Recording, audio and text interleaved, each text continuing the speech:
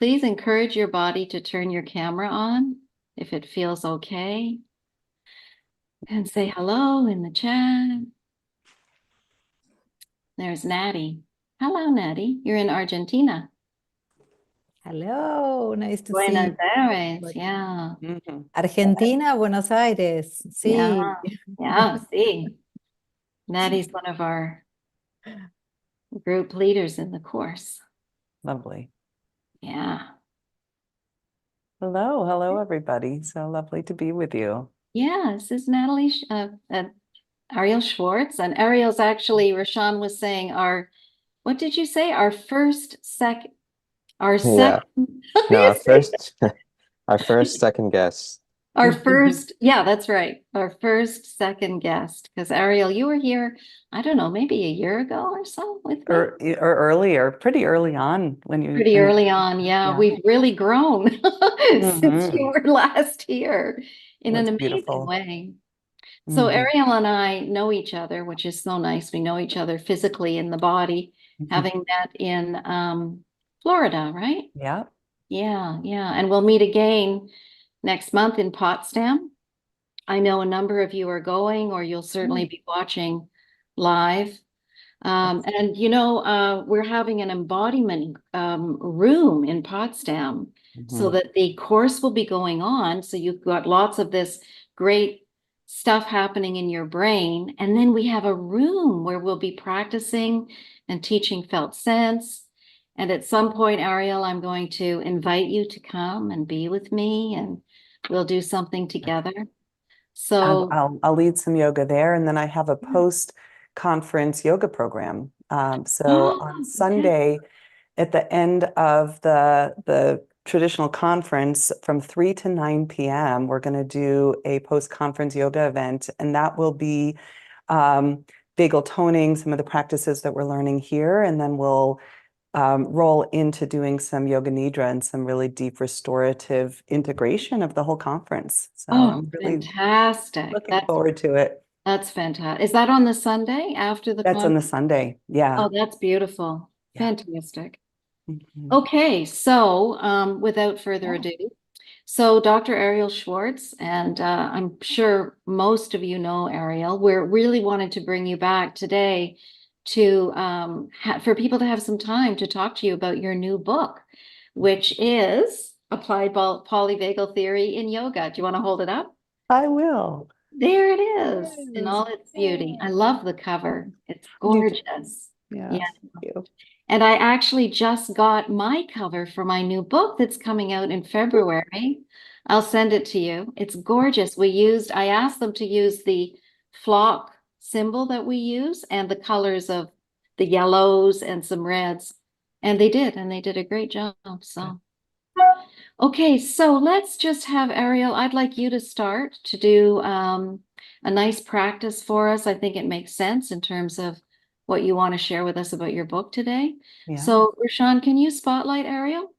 And we'll just slow things down. There we go. There she is. I'm putting myself back on gallery view because I'd prefer to see your faces than just me in this practice, but you can choose your own view. The practices that I'll invite you into as we arrive together in an embodied sense are gentle, and I'll offer a few options for some possible standing. The beginning of these practices will be seated, and you opt in, opt out as feels right for you, and listen to your body along the way. So, as an arriving practice, I really deeply believe in the power of intention and how that can really help organize our attention.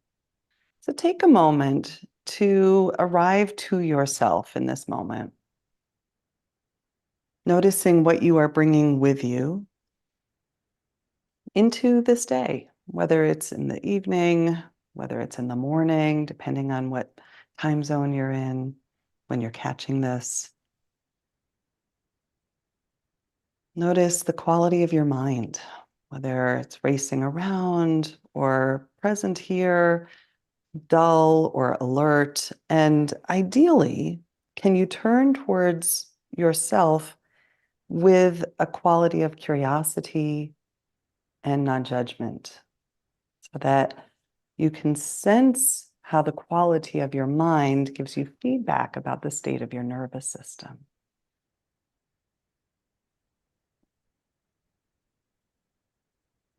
And then noticing your body, any sensations that are calling to your attention.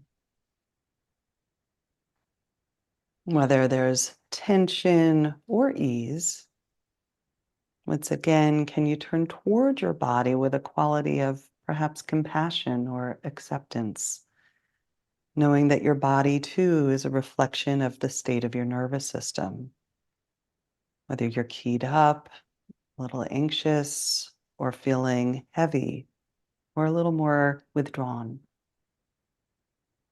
Knowing that there is no right or wrong state of your nervous system. You are welcome here as you are.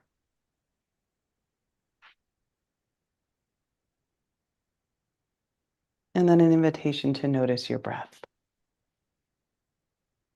And sometimes even simply bringing awareness to your breath inspires a deeper breath. And if that occurs, lovely. And if not, that's just fine. Noticing where your breath is flowing easily, and if there's any constriction around your breath.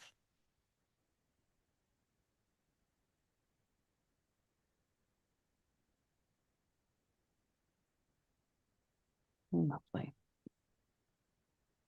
And breath is so connected to our emotions. Sometimes we hold our breath when we don't want to feel, or we breathe shallowly. Just noticing how your breath and body and mind give you some feedback about any emotional tone that's present for you today. Another invitation to welcome yourself just as you are.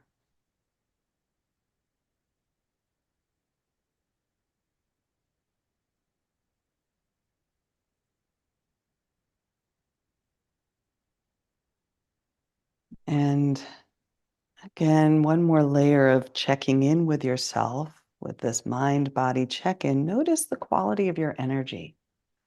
Maybe you're feeling dispersed and spacey. Maybe you're feeling contracted, heavy. And no right, no wrong. This check-in serves as a kind of baseline of awareness, so that as we deepen with some guided practice, you can notice what changes.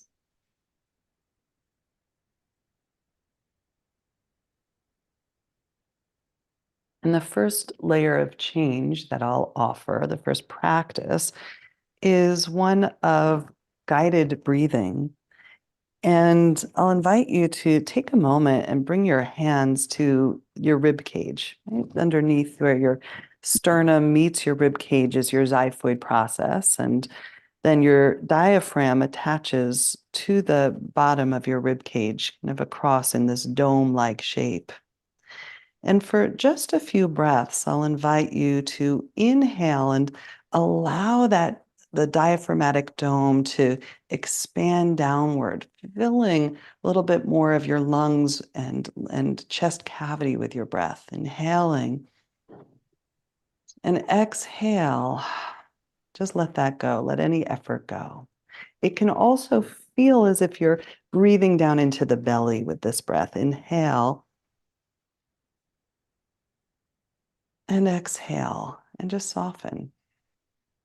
And sometimes when we stretch across the diaphragm, inhale, we feel that stretch even move up into the shoulders. And just notice what you notice. Let's do 2 more of those. Inhale, give that movement of your belly and diaphragm, exaggerate it. Let it go. And one more.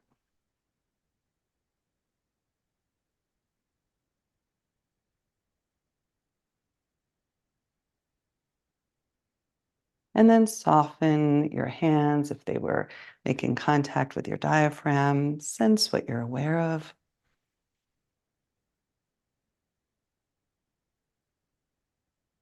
And we'll add on another layer again with the breath. This time we'll explore what we'll call Ha Kara Pranayama. So in the yogic tradition, this just simply is translated as the ha sounding breath. And it's engaging the whisper muscles in your throat and a little bit around where the vagus nerve passes through. It'll create a little vibration or engagement here. And it also creates an audible quality of the breath to your ears. We start this breath with ha kara en route to learning Ujjayi Pranayama. And the first breath here, it's like you're fogging up a mirror and you're just going, you don't need your hand there. It's just our metaphorical mirror. But again, give yourself an inhale and exhale with that, that whispered ha. And one more time.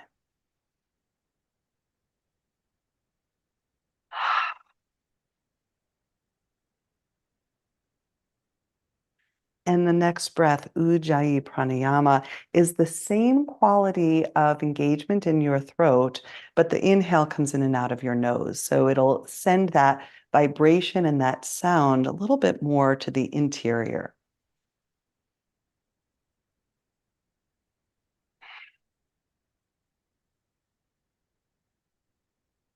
It doesn't have to be a forced breath. The sound can be subtle. It's about the internal experience.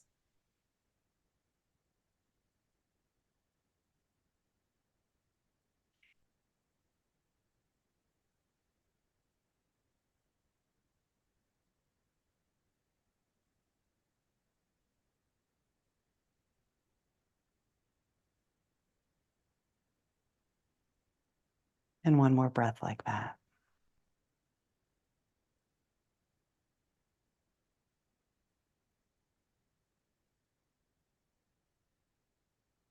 Lovely. Letting the breath go, letting that focused breath go. Coming back to your mind-body check-in.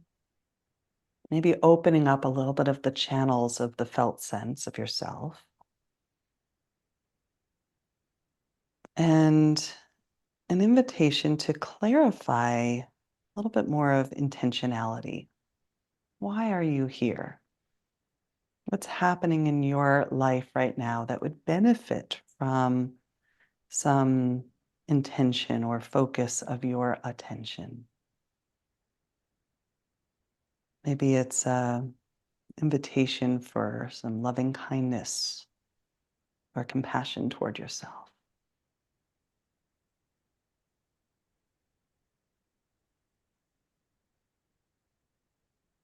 And we'll do just a little bit more practice here, kind of giving some energy or fueling that intentionality.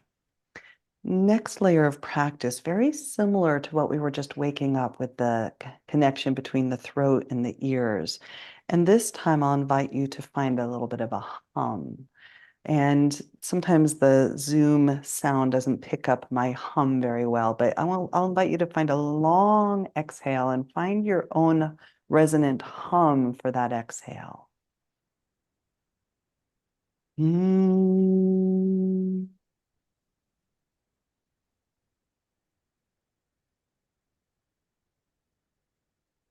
And you can move the tone of your humming so that it maybe resonates more in your throat or your chest or your belly, maybe even your head. You get to be at choice as to where you want to send the sound. Mm. Mm. And if you'd like to add on with this Brahmari pranayama, the next option would be to use your thumbs and just simply, or your fingers, simply close off your ears. So it's like a child who does this playfully, right? You're just kind of closing, pressing the front of the ear in and letting that vibration of your hum resonate inside of the cavity of your head. Mm.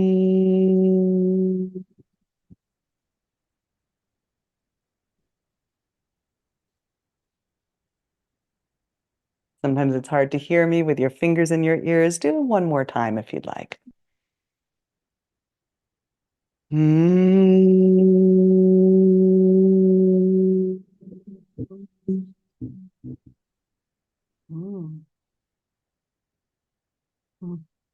And then when you feel complete, letting your hands rest and noticing how that resonates, that breath, the long exhale of the hum, the vibration. What's the residue?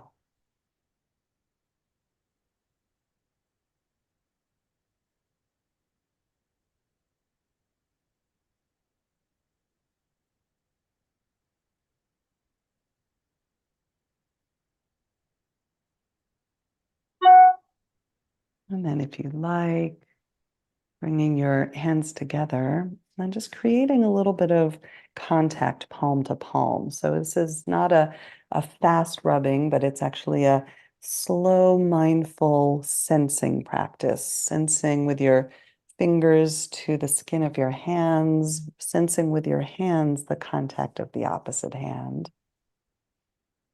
Remember, everything's optional. You can opt in, pass on anything that doesn't serve you. Beautiful listening. And then if you'd like, bringing your hands to your forehead and just some gentle sweeping outward from the center of your brow to your temples. And let this movement be intuitive. If there's any areas of your forehead that feel tight or tense, you can pause there, add a little self-massage, maybe circle around your temples or between your eyebrows. A little bit of moving of tension or energy through self-applied touch. And maybe across your cheekbones, out towards your ears. And same thing, we have fascia in the face or connective tissue, and sometimes we can accumulate little bits of tension or knots, just like you might get a knot in a muscle. You can notice areas of your cheeks that feel a little tense, and you pause, a little circular movement, and then sweep it away, sweeping out towards your ears, maybe under your cheekbones and outward, getting into your jaw just a little bit. And you might even open and close your jaw. Let it feel good. And then an invitation to take hands to shoulders, down to elbows. Sweeping touch. It's like a self-applied hug. Again, let it feel good. Yeah, and you know exactly where we're going. Just take it into a gentle morning stretch. How'd you know? That's nice listening. Beautiful. So let yourself just follow how your body wants to move. And here's that invitation. You are welcome to stay seated, or if you'd like, you can even stand up for a moment and just let that be a satisfying morning stretch in whatever way serves you today. And again, for some of you, it might be an evening stretch. All welcome. Check in. Different times of the day, our bodies have different needs, more of an internal or quiet. Sometimes we need a little bit more movement and mobilization, sympathetic play. Whatever you choose, a few more breaths in your listening, honoring, and attunement to your body. And then when you feel complete, we'll meet back up again, seated, arriving to each other and our community. Ah, that was wonderful. Thank you so much. Yeah. Rashawn, can you spotlight me with Ariel for a little bit? And then we'll come into our whole group. Yay. Oh, wow. Can you just move in and do that every morning? Well, you can do it with me on Zoom on Saturdays. My next one's the 25th, but you can also find them all on YouTube. So That's there's a right. whole lot of practices that are out there and available. Yeah, yeah. Really good for people to know that. Yeah, Yeah, yeah. That was wonderful. thank You're you. so skilled at that. You know It's what? You want to know something? I've been teaching yoga for 30 years. I yeah, started in 1994. I yeah, was 20, well, this will give you my age now. I was 22 when I started teaching yoga. yeah. I Mhm. remember when we chatted about how I think it was your stepfather that was really into yoga. Yeah. Mhm. So it's Yeah. really in your bones. It's in your That's right. I started, he came into my life when I was 5, and I started practicing yoga as a young child. And yeah, for me, yoga was not about religion. It's not, it was very much about play. And so I think so often about our, kind of polyvagal system. It's really what inspired me to write this book, because it was such a freedom practice for me, especially around difficult events that were happening in my childhood. I could get on we didn't even have yoga mats. I would just get on the carpet and we would be, you know, a cobra, or I could be a mountain, or I could be a tree. And it was just so freeing. oh, I can see that. Yeah. And it really shows in the way that you lead the practice because you're just in that space in your body in a very beautiful kind of state of integration. No, thank you. Yeah, yeah. I, I, So, I yeah, so I just as a thought on that, like I so often when I have studied somatics, which I've also studied for about I don't know, about 28 years, because that was shortly after that, I I come across this concept that the more that we practice any embodiment experience, whether that's felt sense practices, whether that's movement practices, that we're building this reservoir of kind of kinesthetic bodily awareness that then becomes something that we can kind of dip into, with relative ease, because it's kind of in our bones, as you say. yeah, absolutely. I really agree. And I feel that too in my felt sense practice that it's been around for so long, 30 years or something. I'm older than you. So, and I had such an amazing teacher, in Jean Gendlin and Mary Armstrong. So yes, we feel this, and I think that's so helpful for people, right? That are studying with us is you can pick up on the felt sense of that and build it inside. And yeah, I've never really talked about this in this way before, but I think it's very important. The relational felt sense that builds from what we know in our bodies from over and over and over decades of practice. And it gives you a kind of confidence too, right? Yes, yes. Which is really important when you're teaching or writing, that we know this place in here and that people can feel inspired to trust it in themselves. Yeah. Yeah. When I'm, teaching somatic psychology, I say this again and again, that it's not about the interventions that we're doing, it's about the embodied felt sense of the practitioner. It's what you are bringing and your own embodiment that forms the foundation of that co-regulating environment. Totally. And this is why it's so important to do your own work, right? Yeah, yeah. So that's why I think having these focusing partnerships too is just so incredible because you can share this and then you start to really build it together and it becomes, the sum is greater than the parts. Yeah. Yeah. So can you tell us a little bit about this book in particular? Because I know you've Yeah. been pretty prolific. You've written like 7 books now, I think. Yeah. Yeah. So here's this. And this one, it sounds like it's a bit special. Am I right about that? There's Yes, and something about it. it was hard to write, and I'll tell you why. Um, it's written with Norton, and I love working with Norton. They're an incredible publisher, and they're an academic publisher. And so I really set my goals to have this book in the interpersonal neurobiology series that Norton has, which is a deeply respected integration of neuroscience into psychotherapy. And Dan Siegel and Alan Shore started this series. And so I wanted to, in a sense, do right by studying the science behind why yoga works.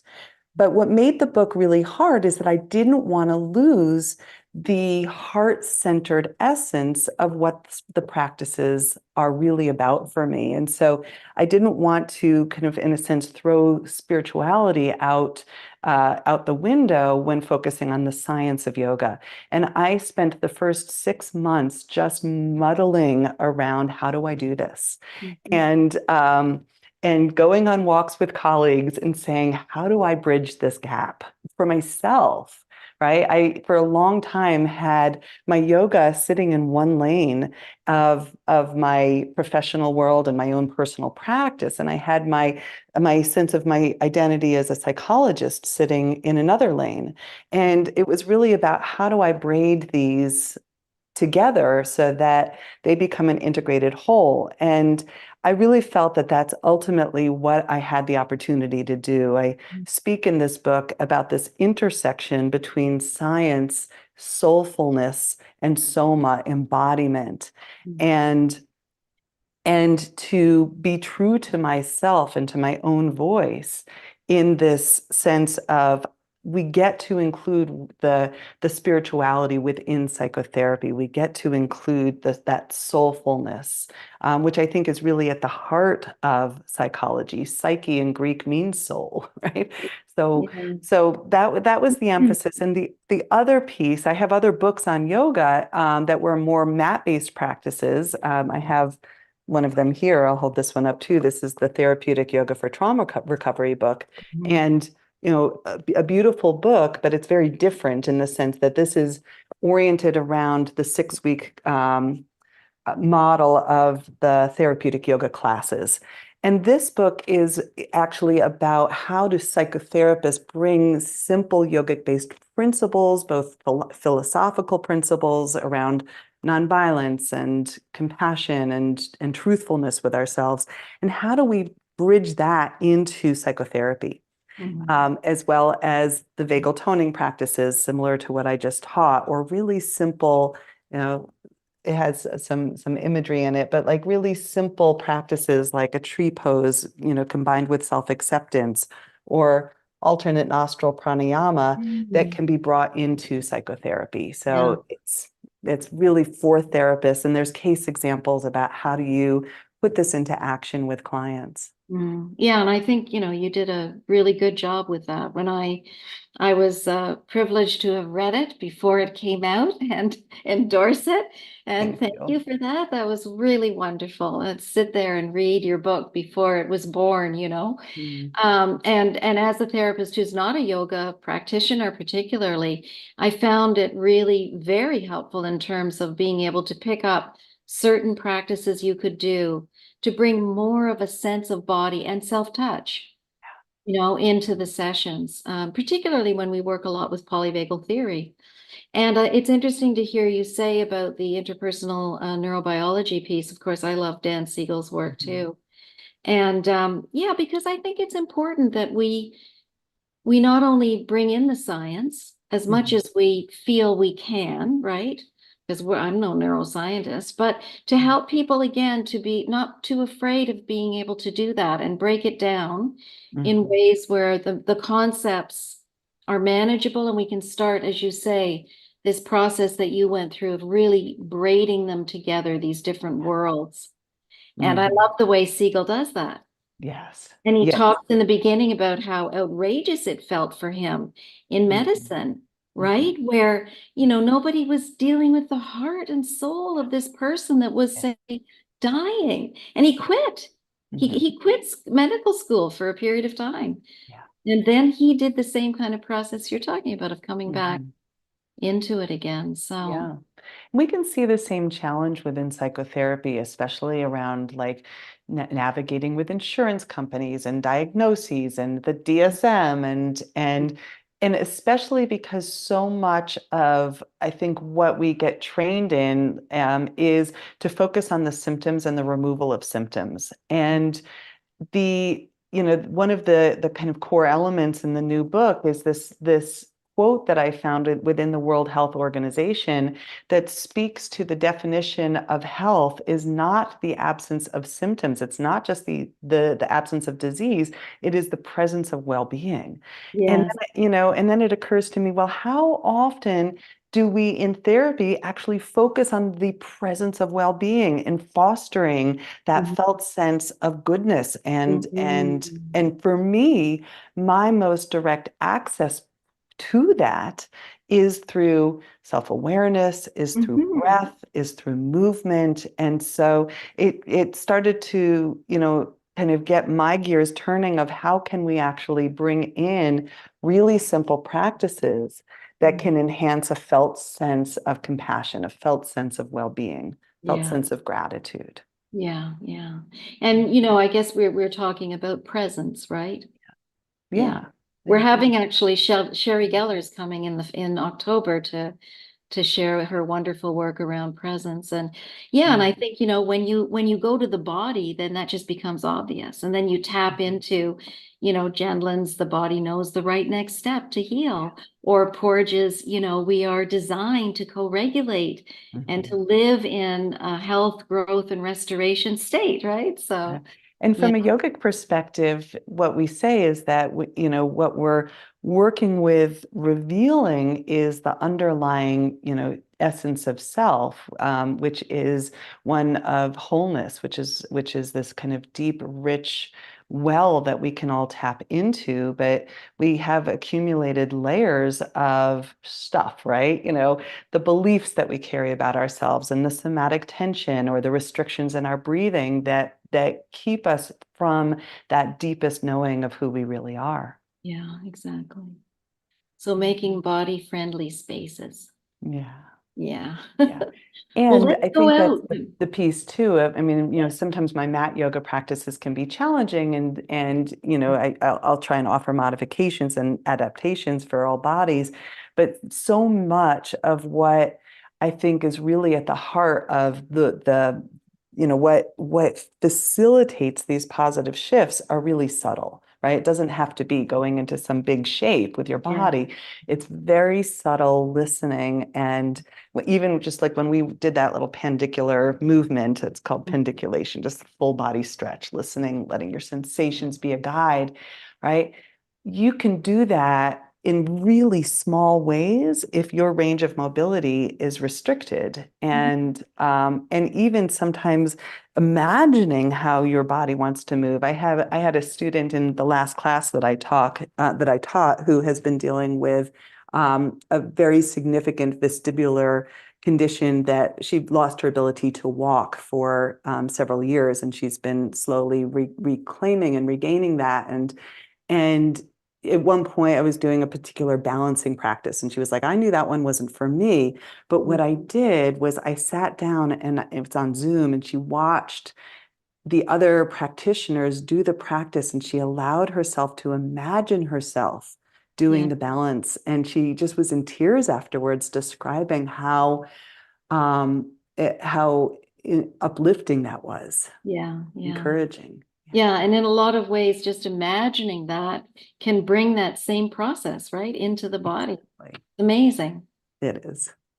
Well, we could talk for hours, We and could. we will in Potsdam. Maybe if we get a chance, we'll have a dinner together. But Yeah. let's open it up because I really want people to be Yeah. able to engage with you. So Rashawn, can you stop spotlighting us? And we'll come back to gallery. Here we go. Hello, everybody. And we've already got a question from dear Elspeth, who lives in Toronto with me and is my buddy. Hi. Okay. Thank you, Jan. Thank you, Ariel. You've really inspired me. I work with people with adults with developmental disabilities. And I, for some time, belonged to a book club. It's actually an online book club where many have got very little language. And I'm part of a book club where we read these books called Books Beyond Words. They're essentially adult picture books, where we try to get to the experience of their internal experience through pictures, working as a group. And what I've been thinking about for a long time is to have an introductory part of these library Books Beyond Words book clubs would be to have some sort of embodied practice. So I'm wondering whether you have already, or whether you might be inspired by, or whether you can guide me to, where I might see what you did this morning, but just in visual. I have a great resource for you. So I love it. And I had worked with Pessy to create the therapeutic yoga for trauma recovery flip chart. And the purpose of this is exactly what you are asking about. So it actually gives images of just one shape, right? On the front, something really simple that you can do as an embodiment practice. But on the back, it has the description of how you can guide someone through it. And so they can see just the image of one thing one shape they might take. Maybe in this one, obviously, hand on the heart, hand on the belly. This one is a simple alternate nostril pranayama. This one is the havening touch that we did on the arms. And again, it just guides you to talk them through it. So I have a feeling that this might be exactly what you're looking for. Really simple, right? Even if they're going to do balance, and it talks you through, you can hold on to a wall, the top of a couch, a chair.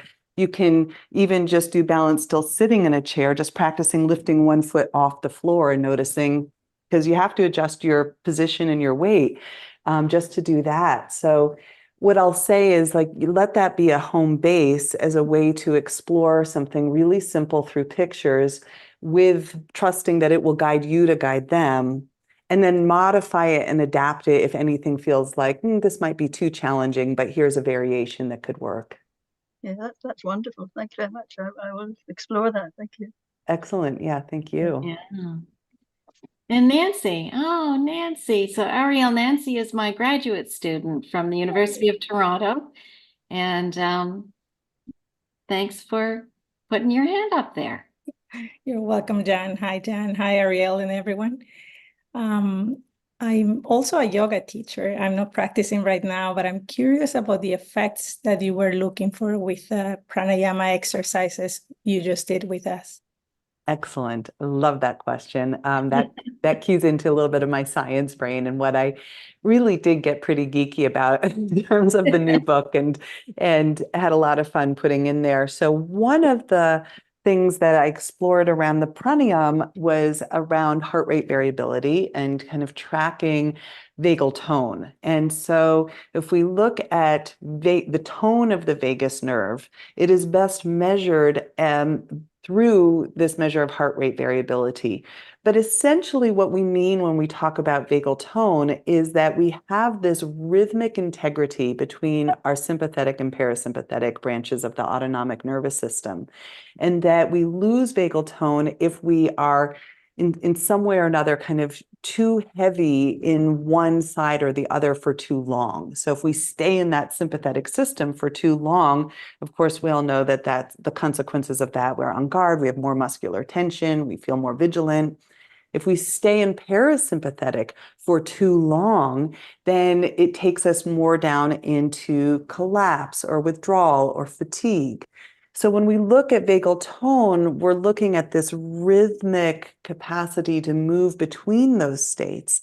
And pranayama is the best way to do that, because every inhalation, we're keying into a little bit of sympathetic nervous system. And there's a whole lot of science described in there about how that works and why.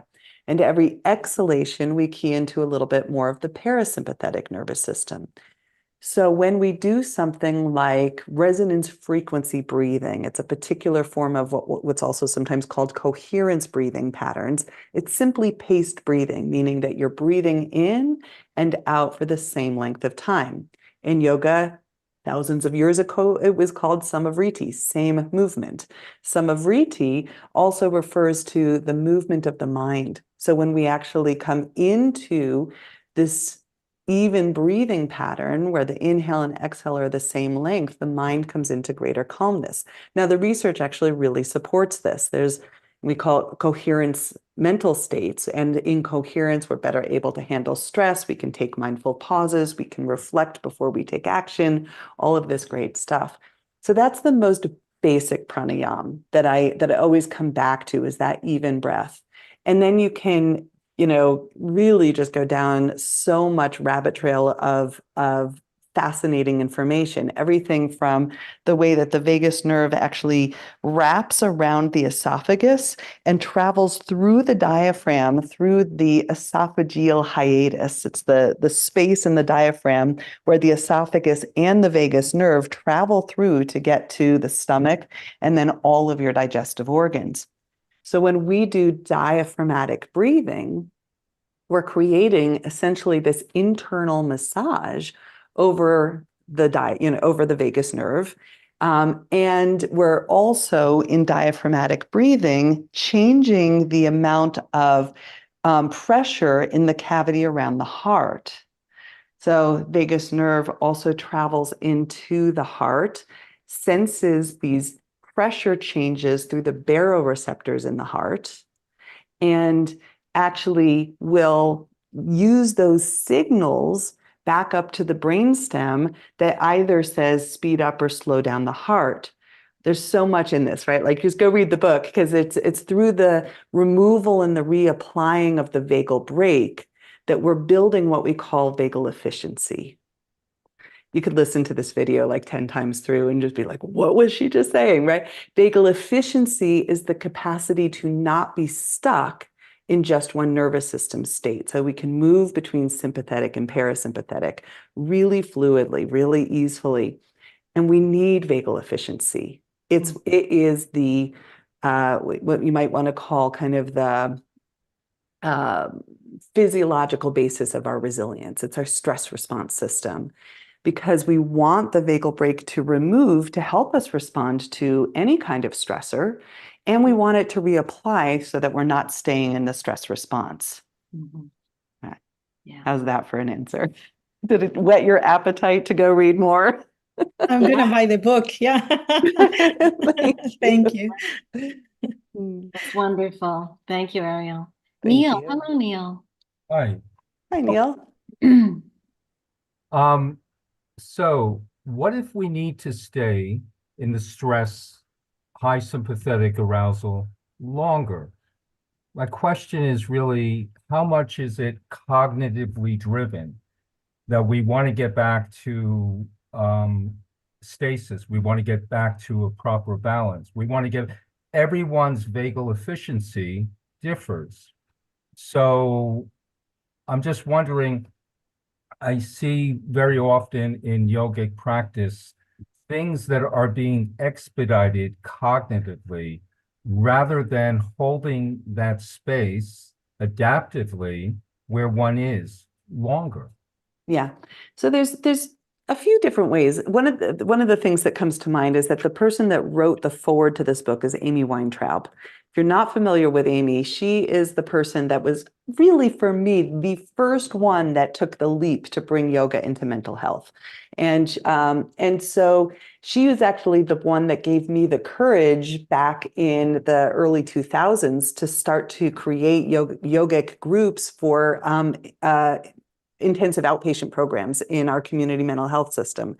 And so one of the things that she says is that you want to match the nervous state that's already there. Like, we don't come in immediately wanting to counterbalance it. We actually want to meet someone where they are. So if you're in sympathetic, meet the sympathetic nervous system, actually come in and support it, see what it's holding for the system. So that's one thing that comes to mind.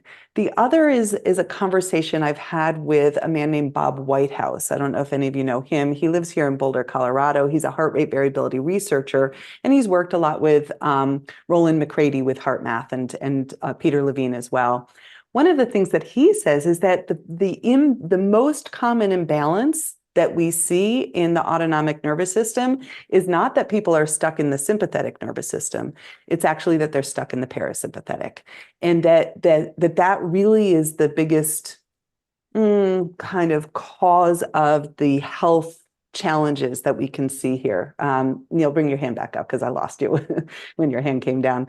And the last one, the last piece that I'll name is that in the yogic practices, thank you, in the yogic practices, when we're looking at anchoring in our capacity to be with sympathetic states, which many of us really need, right? We need to build our capacity to be in the sympathetic nervous system in a healthful way, in a positive way. A lot of the yogic practices are mobilization practices for extended periods of time. So for example, in many of my classes, we'll have at least a half an hour of movement, of being in that sympathetic system. And then we go into active recovery phases. And going back to Nancy's question about pranayama, some of the pranayams are really built to build your sympathetic capacity. So for example, a Kapalabhati or a breath of fire, or you can think of Wim Hof, right? Like any of those breathings that are more rapid and more intense, we're actually building our capacity to handle sympathetic charge. And then there's built-in phases of active recovery. So I don't know if I'm fully answering your question, Neil. It's a great question, but I think it's hopefully going to get some of those wheels turning as to why we actually do want to support our capacity to handle stress, even if that includes sometimes being in sympathetic a bit longer. And I think it's, that does. And I think it's very, very important, for example, in a yoga class to take into consideration the gradations of every individual's different sympathetic and parasympathetic variations, because then that would create maximal vagal efficiency for that particular individual. That's right. Yeah. And so the way that I think we do that for groups is by building in that neuroceptive awareness, right? If I'm going to use a polyvagal term. So if we have awareness of mind, body, breath, emotions, energy, we can actually start to sense, how does my body give me feedback about what I'm needing right now? Right? Like you can use devices to track your heart rate variability and such, but I think if we can actually rely upon your felt sense as to what I'm building, what I'm needing right now, then the yogic practice becomes much more about choice and options for everyone of, do you need to rest in child pose, or do you want to come up and do another round of a sun salutation? So let me just interrupt here to say that this is what we're doing in the Felt Sense Polyvagal model. People are nodding that you're coming into the body and noticing neuroception. Yeah. And really becoming aware of where you are and how the muscles are held and the shape of the body, and really welcoming that. Oh, here I am, and there's a good reason I'm here. Yeah, beautiful. I love that. Okay, Diane, you have a question? Oh, you're muted, Diane.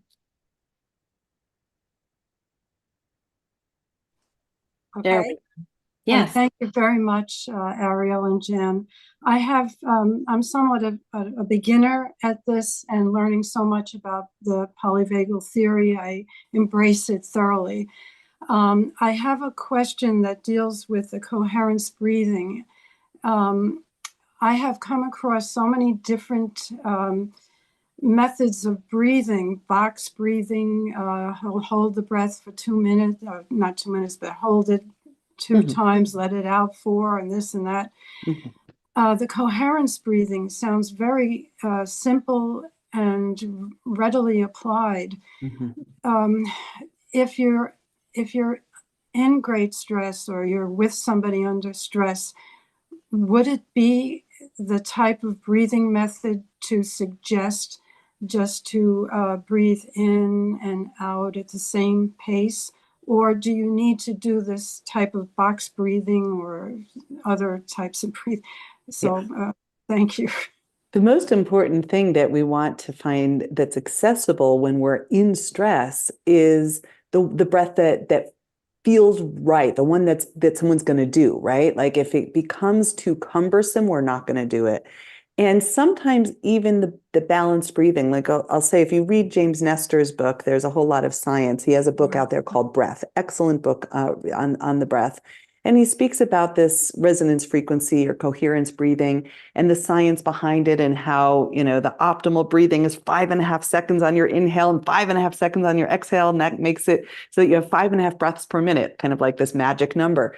But the truth is, and again, speaking with researchers in this, is that everyone actually has their own built in, and this goes back to Neil's question, their own built-in optimal breath. And it's not always 5.5 seconds, okay, for each of those components. And so I think that when we start to feel into how does my body respond to any breath pattern, I teach a particular breath pattern that is great for acute anxiety and panic, and I just call it the straw breath. But basically what we're doing is it's an extended exhale to try and kick the body back into a little bit of a parasympathetic. It may or may not work for everyone, but this is a good go-to, I think, Diane, for anxiety. And you just let the breath fill naturally. And I'll talk you through it first, and then I'll guide you through it if you want to try it. But it's a 10 count exhale. So it's a long extended exhale sent out through the pursed lips so that there's a resistance to that exhale, helping you lengthen it. You send 8 counts of that breath out through the pursed lips, and the last 2 out of the nose, sending all of the air out of the lungs. And then you just let the air fill. So I'll talk you through it. I'll count it out on my fingers. So if you just allow the breath to fill and then exhale.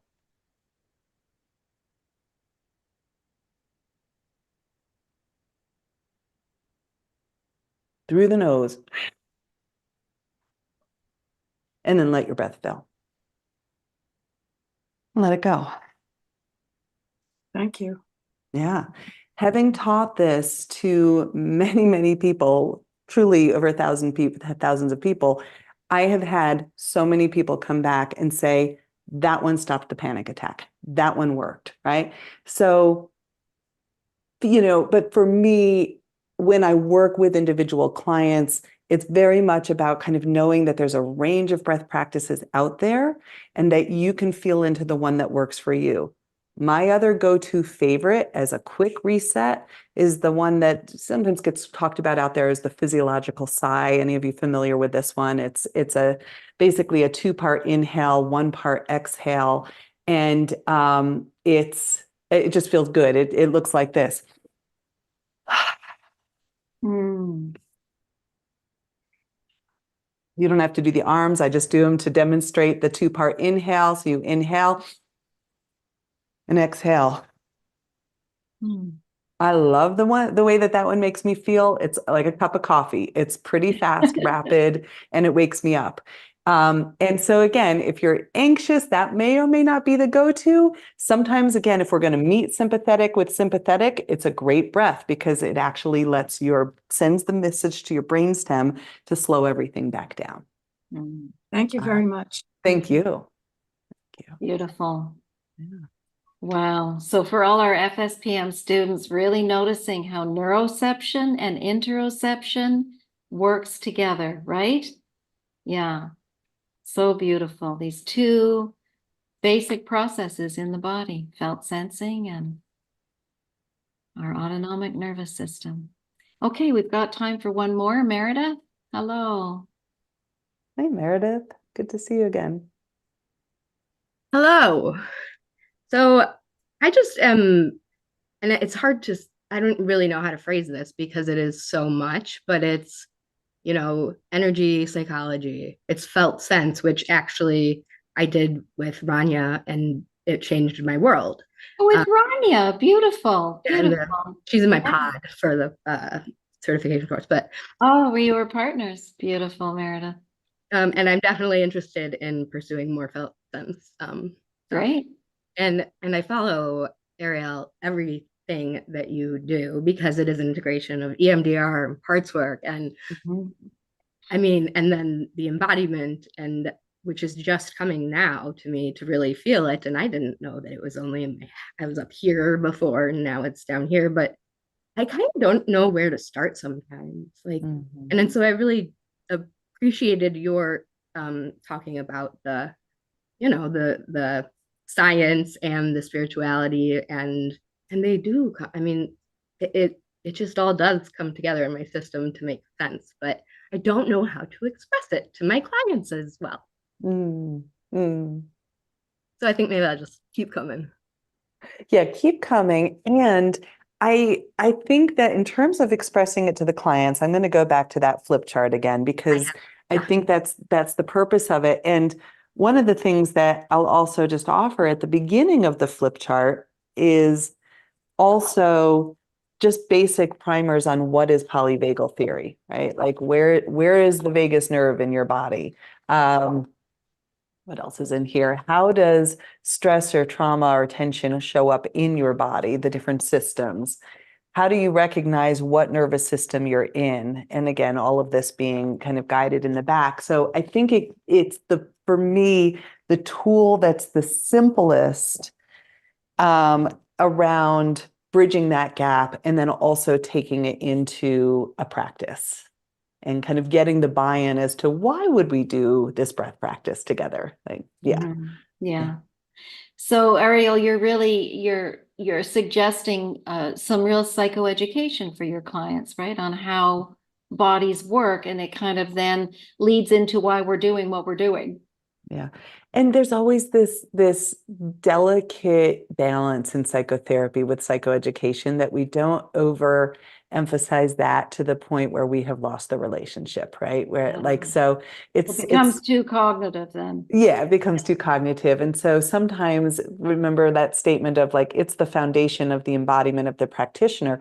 Sometimes I'm simply doing these things or just inviting, like, you know what, there's a lot going on here. What would happen if we just took a pause and just placed, you know, I'll invite you to just put a hand over your heart, one over your belly, just rock a little side to side. Just be with what you just shared, right? And so I'm doing it and I'm inviting them to do it, and it's mirrored.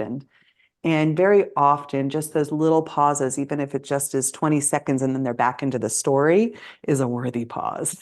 Oh, that's the beginning of coming in, right? Yeah.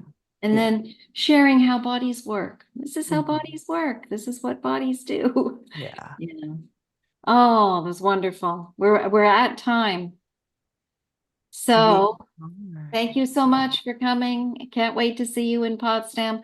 Hope lots of you come to Potsdam, or at least to be with us online. It's really going to be quite amazing, I think. Don't you, Ariel? I really do. I am deeply, deeply looking forward to it. I'm also just laughing at the statement in there. I think someone said this was fat. That just made me laugh. This was fast. Yeah. Fast or fat? Maybe I misread it somehow. We wanted to give you lots of good stuff. Yeah. Well, we brought lots in here. It was a lot of fun, and I look forward to seeing those of you in person in Potsdam as well. Yeah, fantastic. Thanks so much, Ariel. Thank See you you. soon. Bye, everybody. Good. See you Bye-bye. next month with. Thanks for hosting me, Jan. Thanks for Yeah, sharing. we'll have you back for a third.